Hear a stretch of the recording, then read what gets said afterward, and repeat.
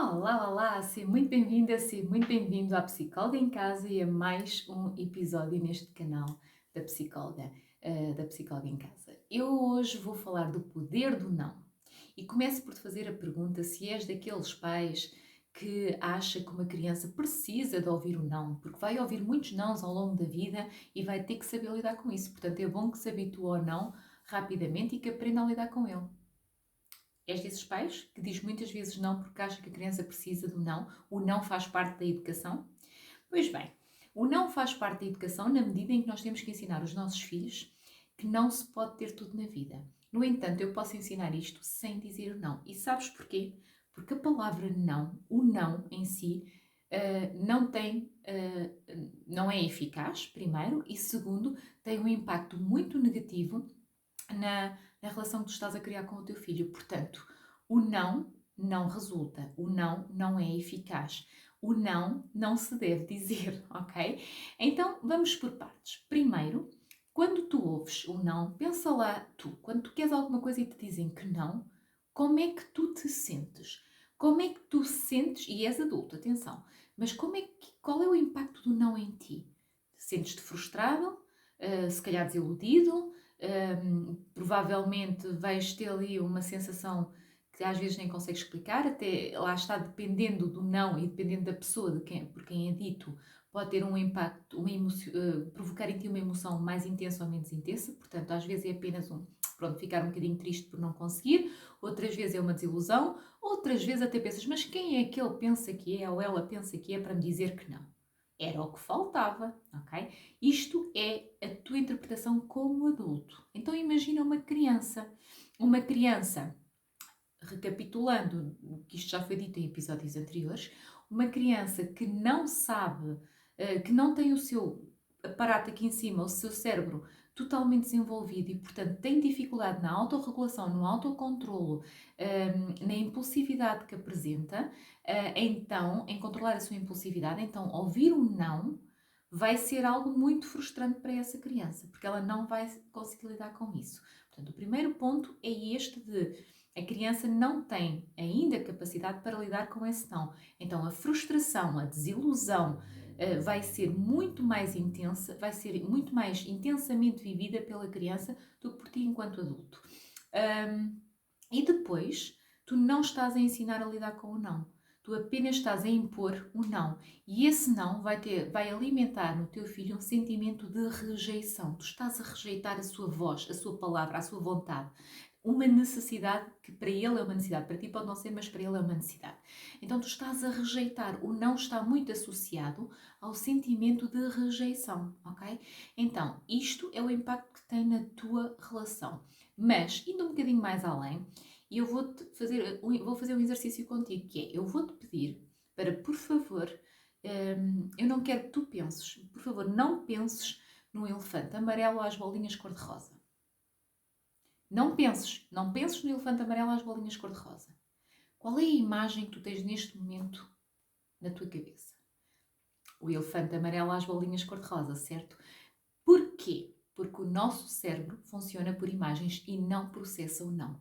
Então, quando nós dizemos eu não quero isto, ou não quero que tu faças isto, eu não quero que tu tenhas isto, eu não quero que tu digas isto, nós estamos a pôr o foco naquilo que não queremos.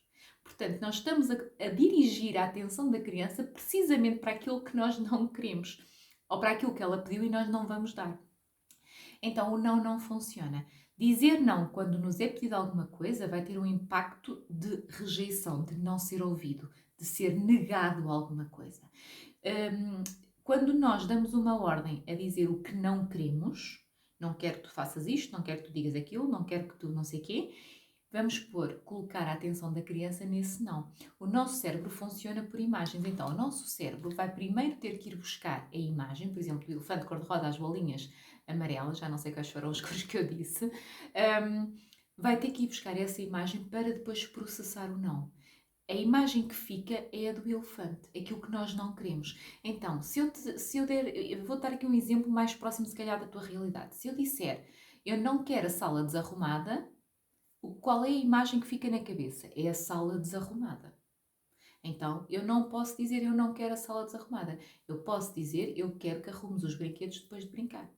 Para além de estar a direcionar para o comportamento desejado, eu estou a dar uma ordem específica. Ela sabe exatamente o que é que quer fazer. É arrumar os brinquedos e é depois de brincar.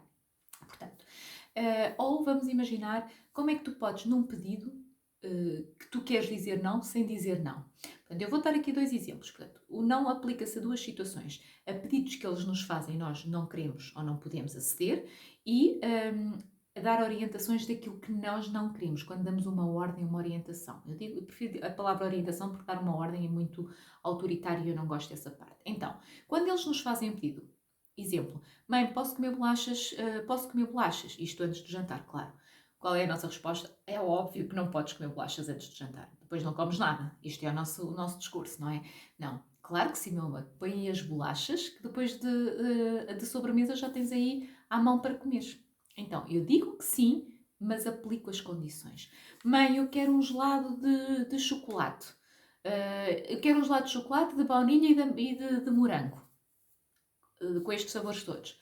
Claro que sim. Vais comer hoje de um sabor, amanhã de outro sabor e depois de outro sabor. Ok? Eu digo que sim, mas não digo com as condições todas. Mesmo que a criança depois venha e diga: mas eu quero todos ao mesmo tempo. Achas que vais conseguir comer todos ao mesmo tempo? Quais é que podem ser as consequências daí? Uma grande dor de barriga, certo?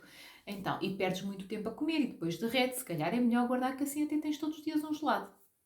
É tentar dar aqui os nossos argumentos, é darmos os nossos argumentos, mas nós dizemos sempre que sim. Mas dizemos sempre que sim aplicando condições. Isto funciona muito melhor porque o impacto, a energia que chega à criança não é de negação, é de aceitação. Porque, e se ela se sente aceita na sua opinião, não foi um não, não é? Portanto, já estou aqui com terreno ganho. Se ela tem esta sensação, ela vai mais facilmente colaborar nas condições que nós estamos a aplicar. E quanto ao darmos ordens, nós podemos dar as ordens pela positiva, focando naquilo que nós queremos e não naquilo que nós não queremos. Ok?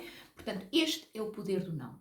E quando tu dizes não ao teu filho, estás a prejudicar a sua autoestima, estás a prejudicar, porque não lhe estás a dar voz, estás a prejudicar a tua relação com ele, porque lhe estás a dar a sensação de rejeição, de negação, e não estás a ser eficaz, porque efetivamente o cérebro dele e da maior parte das pessoas, só a partir de uma certa idade que consegue processar o não e precisa de fazer esta ginástica mental, ok? Primeiro buscar a imagem e depois associar o não. Numa criança isto torna-se muito mais difícil porque ainda não tem os recursos necessários, aqui em cima a maturidade necessária para conseguir dar resposta a esse exercício de flexibilidade mental, ok?